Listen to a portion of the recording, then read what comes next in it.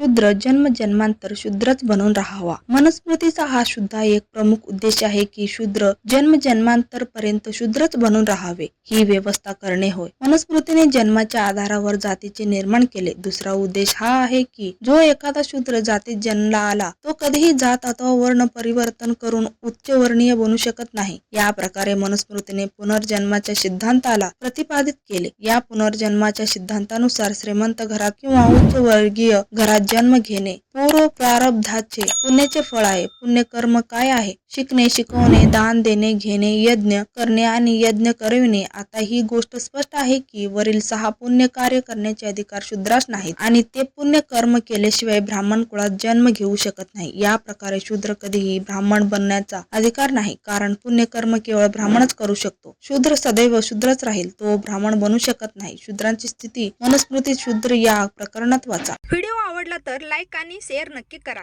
चॅनलवर नवीन असाल तर चॅनलला सबस्क्राईब करून ठेवा। चला तर मग भेटूयात नेक्स्ट व्हिडिओमध्ये। Bye, take care.